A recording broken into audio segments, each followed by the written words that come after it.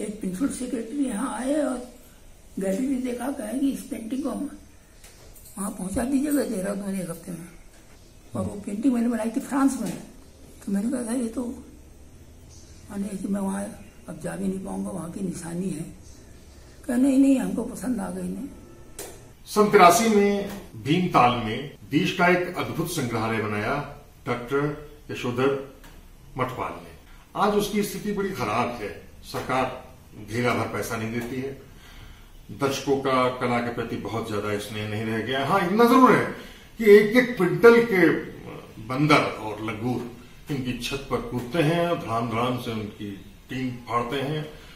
अद्भुत और दुर्लभ कलाकृति और कला सामग्रियों को ध्वस्त करते हैं, बर्बाद करते हैं। लेकिन ऐसा नहीं कि खाली वो लंगूर ही करते हैं। दरअसल ब्यूरोक्रेसी में भी उत्तराखंड और उत्तर प्रदेश में ऐसे ऐसे बड़े बड़े मोटे लंगूर मौजूद हैं जो ऐसे ही कलाकृतियों और संस्कृति को तबाह कर रहे हैं। उत्तराखंड के एक लंगूर के बारे में अभी मठपाल जी ने बताया कि वो यहाँ देखने आए और प्रमुख सचिव थे यहाँ पर कला संस्कृति के, और उन्होंने फ्रांस की में कला इन्होंने जो बनाई थी उसको उनको इतना पसंद आया। उन्होंने कहा कि 1 हफ्ते के अंदर हमें वहां भिजवा देना। तो उन्होंने कहा ये अद्भुत है, ये हमारा अद्भुत प्रयास है, बड़ा परिश्रम से हमने बनाया है, तो उसको दे पाना हमारे लिए मुमकिन नहीं है। तो उनके निदेशक साथ में आए थे, उन्होंने कहा नहीं ये तो देना ही पड़ेगा। तो इन्होंने फिर रात दिन जट करके उसकी अनुकृति बनाई और कलाकृति उनके प्रमुख सचिव के घर पहुंचा दी गई। एक ढेला पैसा नहीं दिया था।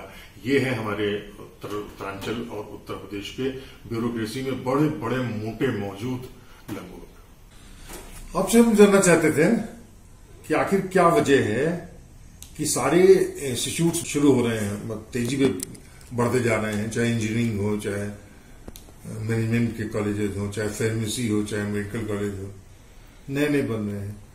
आर्ट्स कॉलेज के नाम पे कोई काम ही नहीं हो रहा है। क्या वजह है?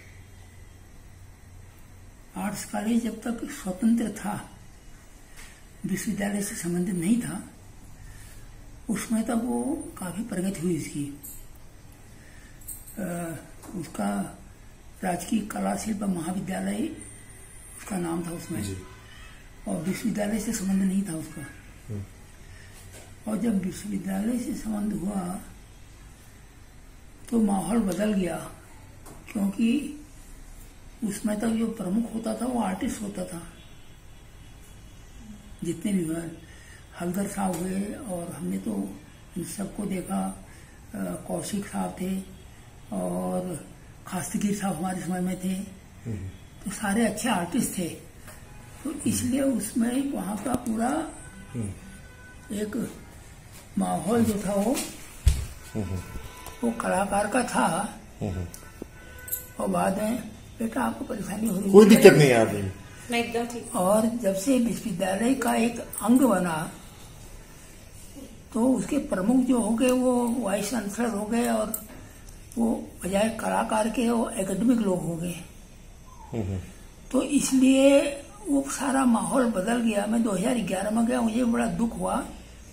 पूरी बीच में दीवार दे दी, उसमें जो एक आर्किटेक्चर वाला और इधर वाला था, वो दोनों अलग अलग पूरे बीच में दीवार बना दी, कला विद्यालय को ही 2 भाग कर दिया था। तो मुझे लगता है कि लखनऊ कला विद्यालय की स्थापना तब हुई जब अंग्रेजों के समय में यहाँ भारतीयों ने कहा कि भाई विदेशी कला को भी यहाँ पर भारतीय विद्यार्थियों के लिए उसका स्थान होना चाहिए।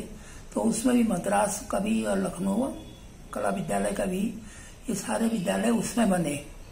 तो हमारे समय में उसमें विशुद्ध कलाकार थे जो भारतीय शैली और पाश्चात्य शैली से चित्रण करते थे। और उसके बाद जहाँ वो डिप्लोमा के बजाय डिग्री मिलने लगी, हम लोगों को 5 साल का डिप्लोमा हमने किया, तो इसलिए वहाँ उसमें कोई थ्योरी भी नहीं थी। अब तो ये हो गया कि आपको प्रैक्टिकल के साथ थ्योरी भी करनी है। तो वो एक किस्म से डिग्री तो मिल गई, हो शायद अब BFA हो गया है उसका, जो उसका फाइन आर्ट डिप्लोमा का नाम, लेकिन वो एकदम विशुद्ध कलात्मक वातावरण नहीं रहा और इसीलिए मुझे लगता है कि ये जो उसकी प्रगति नहीं हुई, मुझे तो दुखी हुआ है। मैं भी मेरा दूसरा प्रश्न भी है हाँ कि दूसरे कॉलेजेस तो बन रहे हैं, नए नए बन रहे हैं, हाँ आर्ट्स कॉलेज के नाम पे कुछ नहीं बन रहा है। क्या मैं समाज में अब कला का कोई स्थान नहीं रह गया? अब ये है कि देखिए अवमूल्यन तो हर क्षेत्र में हुआ, जो पहली लेकिन आपके यहाँ तो ऐसी की तैसी हो गई। हाँ, जो आप देखे ना, जो शुरू के जो वो थे ना नेता भी हमारे थे, उस पीढ़ी के नेता में दूसरी पीढ़ी के आज तीसरी पीढ़ी में कितना अंतर हो गया नेताओं में। कोई दिक्कत नहीं, लेकिन कला नेताओं की वजह से थोड़ी है, तो आपकी वजह से है। नहीं, मैं कह रहा हूँ ये सारा अवमूल्यन हुआ है हर क्षेत्र में। इकलौता लखनऊ का आर्ट्स कॉलेज है, हाँ। उसमें प्रिंसिपलशिप को लेकर के लतरी की धतरी की जूते चलते हैं। हाँ, तो बता रहे हैं ना कि जब केवल पद पाने के लिए होगा, कलाकार नहीं होगा। अब देखिए हल्दर साहब और ये थे, इनके पास चाहे डिग्री ना हो, कलाकार तो थे वो। अब तो शायद मुझे लगता है कि क्या माहौल है, लेकिन अभी तो ये होगा ना कि क्वालिफिकेशन पहले महत्वपूर्ण है। आर्ट्स कॉलेज की आज जो बदतर हालत है, हाँ। उसके लिए जिम्मेदार कौन है आप कॉलेज के भी लोगों में? देखिए मेरा संपर्क तो एक टूट सा गया। हमें तो पुरानी यादें जरूर हैं, और 2011 में जब गए तब मैं वहां देखा तो मुझे प्रसन्नता तो नहीं बहुत सारा, लेकिन अब ये क्या उसकी प्रशासनिक व्यवस्था है, किस प्रकार के वहां टीचर हैं। एक बात जरूर है कि जो पुरानी पीढ़ी के जो उसमें के प्रसिद्ध कलाकार थे वो नहीं है अब कोई कला विद्यालय में भी, ये तो आप मानेंगे। माने जो टीचर भी हैं हमारे साथ, बद्री बाबू थे, बद्री बाबू भी हमसे 2-3 साल ही बड़े थे, लेकिन वो मजे हुए कलाकार थे। अब नित्यानंद महापात्रा जी, और वो थे आपके श्रीधर महापात्रा जी, अखिल भारतीय स्तर के मूर्तिकार, आज कहाँ हैं? बिष्ट जी जो थे, हाँ प्रोफेसर बिष्ट, हाँ, वो भी तो पद्मश्री थे। हाँ पद्म, वो भी उन्होंने कोई ऐसा कोई नया अनोखा नहीं बनाया अपने नौकरी के बाद। हाँ। आपने इतना बड़ा इंस्टीट्यूट खड़ा कर दिया, तो वजह क्या होती? देखिए ऐसा है, हमारे पास आज भी स्टाफ नहीं है। अगर सफाई भी करनी हमको अपने आप करनी है, और 38 साल हो गए। अगर उत्तर प्रदेश में होते योगी जी जरूर इसका कायाकल्प कर देते, ये हमको पूरा विश्वास है। क्यों, कैसे? विश्वास का आधार क्या है? विश्वास का आधार यह है कि हम लोगों ने जिस आधार पर उत्तराखंड बनाया था, हाँ। वो सफल नहीं हुआ। आप यहाँ के मुख्यमंत्री और उत्तर प्रदेश के मुख्यमंत्री देखे हैं, दोनों गढ़वाल के ही, योगी जी भी यहीं के हैं। तो आपको पहाड़वाद ज्यादा पसंद आ रहा है? नहीं, पहाड़वाद नहीं, मेरा कहने का होता है कि हम लखनऊ में हमारा, हम तो अपने को लखनऊ को मैं अपना मायका कहता हूँ, इसलिए क्योंकि हमारा बचपन वाला, हमारे मौसी वहां थी, हमारी भाभी जी वहीं की हैं, हमारा पूरा पहाड़ के लोग सारे हैं। और मुझे 2017 में उन्होंने पर्वत गौरव दिया। मुझे विश्वास भी नहीं कि 60 साल बाद आया हूँ, मेरा कोई योगदान नहीं। और उन्होंने 5 किलोमीटर वो रथ में बैठा करके घुमाया। जीते जी लोगों को तो मरने के बाद घुमाते हैं, जीते जी रथों में घुमाया। तो मुझे विश्वास नहीं था कि उत्तराखंड नहीं, लखनऊ में अभी भी पहाड़ के इतने लोग हैं जिनको अपनी संस्कृति से प्रेम है। और हमारा जो है, हमारे तो कल्चर तो हमारा अवध कल्चर है भाई। हमें लखनऊ अच्छा क्यों लगता है? हम दुनिया में इतनी जगह गए और आज भी आपको बता रहे हैं कि हमें लखनऊ वाला आत्मीयता कहीं नहीं लगती। तो ऐसा नहीं कि हमें कोई पहाड़ वाली बात है। हमारा भी जो वहां सम्मान होता था, वो कहते थे भाई पहाड़ के लोग बड़े ईमानदार सीधे होते हैं, और बड़ा एक आत्मीयता वाला रहा। उसमें भी थे, गोविंदलाल पंत जी भी हुए, सारे कुछ हुए। लेकिन कहने का मेरा होता है कि हमारे यहाँ जो संग्रहालय में, यहाँ सरकार से कोई मदद नहीं मिली, फिर हमने व्यक्तिगत इतना बना लिया। यही तो आप कह रहे हैं ना कि मतलब विजन है उसके पीछे। कहते हैं कि हम अगर इसमें सरकारी सहायता मिली होती तो ये कला विद्यालय से भी बड़ा बन जाता। अभी भी यहाँ 4 गैलरियां 100 फीट की गैलरियां हैं, सब कुछ है। हम दोनों ने अपना ही जो कुछ भी ऐसा कमा के कोई ऐसा नहीं। और आज भी आपको बता रहे कि हम ये 83 साल के हो गए, हमारी कोई आजीविका नहीं है। पूरे देश में कहीं ऐसा आपको दिखाई पड़ता है कि किसी व्यक्ति ने अपना इंडिविजुअल, अपना निजी जो प्रयासों से उसने इतना बड़ा इंस्टीट्यूट खड़ा कर दिया? देखिए, जहां भी हम लोग, भगवत गीता तो हर कोई पढ़ता है, लेकिन हम लोगों का एक जो पारिवारिक मोह है ना, उस मोहवश हम काम करते हैं। इसीलिए जिन्होंने अपना समझ करके संस्थान बनाया, उनकी अगली पीढ़ी ने भी हमारे पिताजी का है इसलिए मदद करी, वो संस्थान तो चल रहा है। और जहां से तो हमने जो इस संग्रहालय की हमको कल्पना आई, पूना में आई। मैं 8 साल पूना रहा, तो वहां 2 संग्रहालय हैं, केलकर और फूले म्यूजियम। तो हमें ताजुब हुआ, केलकर तो महाराजा थे इसलिए उन्होंने बनाया। तो उन्होंने तो सामान बहुत इकट्ठा किया, उनके पास पैसा था और सारी सरौते कितने 50-60 प्रकार के, तो खाली सुपारी काटने की सरौते ही हम ये सब चीजें। तो हमने कहा हम तो कुछ भी नहीं है, लेकिन हिम्मत तो करें।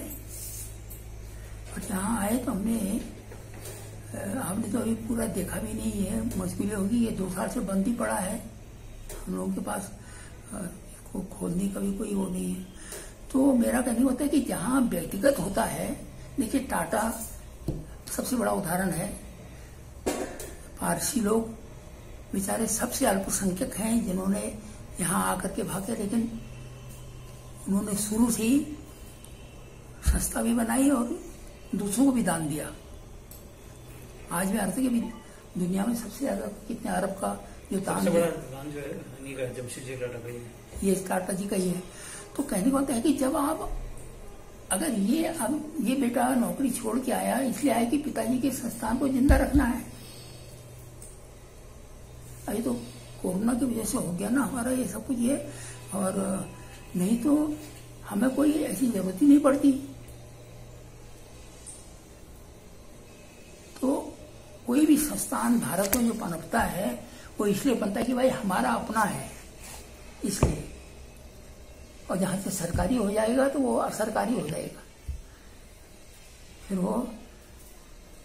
तो इसका एक कारण ये भी रहा है लखनऊ कला विद्यालय का, क्योंकि वहां से निकलते गए लोग, और इन लोगों ने कभी ऐसा भी नहीं कहा कि भाई जो यहाँ से निकले हुए हैं उनको भी कोई कभी बुलाए। तो शताब्दी समारोह था इसलिए बुलाया नहीं, तो हम 60 साल बाद गए लखनऊ उसी विद्यालय में जहाँ हमने पढ़ा था, वहां देखा था कुछ किया। तो ये पक्की है कि हमारे यहाँ कोई भी जो संस्थान चलेंगे, जब तक पर्सनल इन्वॉल्वमेंट होगा तब तक कुछ पनपी हो। और सरकारी या सहकारी जो होता है उसको नो मैन्स लैंड है, उसका कोई रखवाड़ा नहीं है। और हमसे कई बार कहते हैं कि इसको सरकार को दे दीजिए, तो हमने कहा जिस दिन सरकार को देंगे उस दिन फिर अच्छी अच्छी चीजें सब IAS अधिकारियों की और सचिव को और मुख्यमंत्री के यहाँ चले जाएंगी। ये आपका अनुभव है या डर रहे हैं? नहीं, मेरा अनुभव ही है।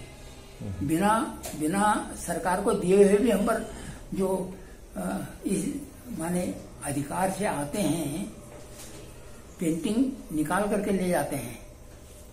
तो हमने इसीलिए तो कहा कि हम किसी को माने यहाँ पर हम इस शर्त पर नहीं लेंगे। हम कहते हैं कि हमारी संस्था है, आपको मदद करना है। आप हमारा 35 साल का ऑडिट है, कहीं ऐसा नहीं है कि हमने कोई वो किया हो।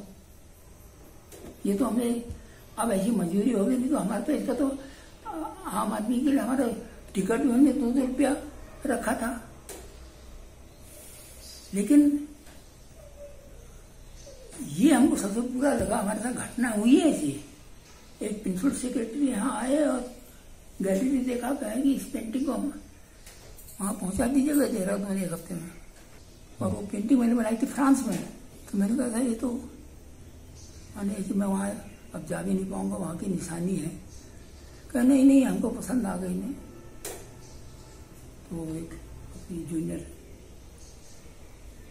तो डायरेक्टर इसका था लघु उद्योग का था, उनको कहेगी कि इनको पेंटिंग हमारे यहाँ पहुंचा देना।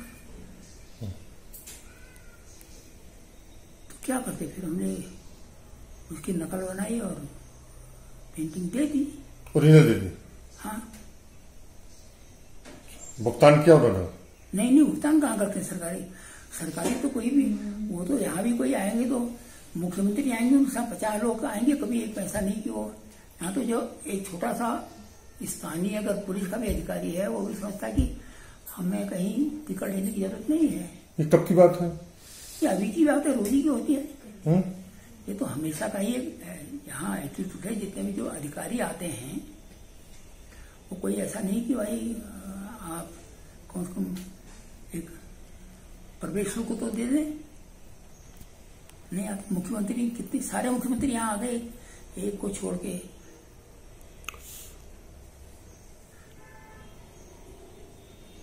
काम देखने तो आते ही हैं कि इतना बड़ा काम यहाँ लिख के गए, एक पेज लिख के गए हैं कि भाई ये ऐसा संग्रहालय है हमारे लिए, नहीं होगा, हमारे लिए तीर्थ यात्रा है, हमारे लिए ये है, सब लिख के जाते हैं। सपोर्ट कोई नहीं किया? नहीं, सपोर्ट नहीं करते। वही दुर्भाग्य समझते हैं हम लोग कि हम भारत में, देश में इतना कुछ देखते हैं, इतना सरकार का पास इतना बड़ा कलेक्शन नहीं होगा जितना हमारा कलेक्शन है। जो काम सरकार को करना चाहिए वो हमने किया। और हम आज भी एक मजदूरी की तरह ही काम करते हैं। पूरा अभी बंद पड़ा है, अभी देखना पड़ेगा कितनी सिल्वर फिश लगी, कितनी नमी होगी, कितनी क्या हो गई। तो दूसरा एक और दुर्भाग्य है, लखनऊ में तो शायद ऐसा नहीं है, यहाँ लंगूर और बंदर इतने हैं कि सारे टिन तोड़ दिए उन्होंने। बंदर वहाँ पे एक क्विंटल के लंगूर कूदते हैं छत में, पूरा ठूप आता है हर चीज से। झुमझुमाते होंगे? नहीं, वो अंकल लखनऊ में भी है, तो वहाँ पे भी नहीं है तो यहाँ से ले जाइए कोई। नहीं है, वहाँ पे भी बस एरिया वाइज है कि पुराने लखनऊ में ज्यादा है, नए लखनऊ में कम। नहीं वो है, यहाँ पे ऐसा एक साथ आते हैं 100-150 आ गए एक साथ, फिर वो एक पेड़ से दूसरे पेड़ में से कूदते हैं। तो हमारा जंगल से बना रखा है हमने। अरे एक फल हम यहाँ नहीं खा पाते, सब सारे गिरा देते हैं। तो सब जगह टपकने लग गया है। अब ये दायित्व किसका है? ये तो पहले ही है कि भाई ये जो आपके कृषि विभाग है, वन विभाग है, ये विभाग है, इनका होना चाहिए कि भाई यहाँ की आम जनता को कितनी, हमारे यहाँ तो इतनी समझ पहाड़ में है। अब वो हनुमान जी समझ करके कोई उनको पत्थर भी नहीं मारता। और सारे फसल देखिए, अभी एक फसल यहाँ नाशपाती होती थी, सब तोड़ के अनार होते हैं।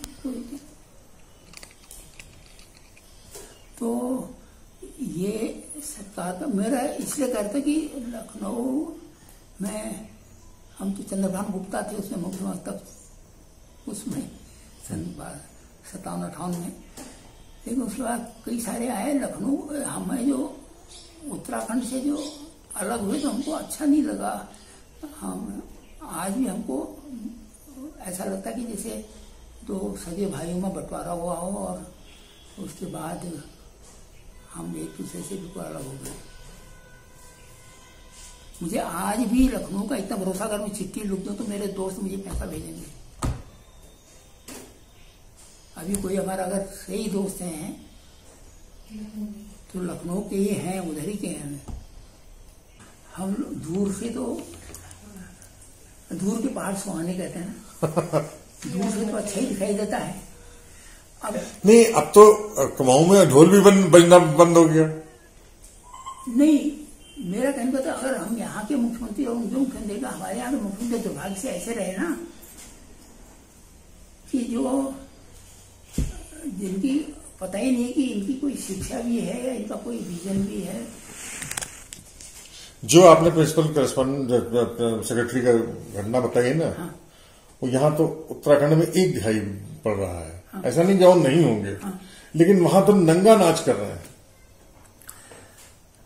हम लोग रांची गए थे ना, कुछ कार्यक्रम था वहाँ, ये बेटा भी साथ में था, तो हमने सोचा कि दिन में सोया हम वहाँ के संग्रहालय देखने गए, रांची संग्रहालय।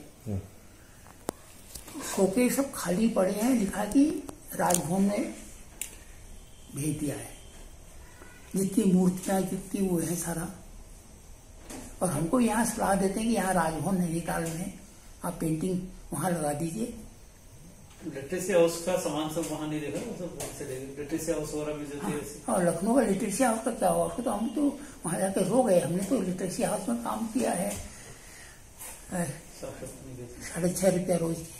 तो अगली बार फिर किसी दूसरे मसले पर, किसी दूसरे स्थान पर और किसी दूसरे व्यक्तियों पर हम फिर हाजिर होंगे। तब तक दुलत्ती के लिए कुमार सौबे को इजाजत दीजिए। आपसे गुजारिश सिर्फ इतनी है कि अगर आपको हमारा चैनल पसंद है तो उसे दुलत्ती पर सब्सक्राइब कीजिए, घंटी बजाइए, सोशल मीडिया में ज्यादा से ज्यादा शेयर कीजिए ताकि लोगों को पता चल सके कि दुलत्ती ऐसे लगे।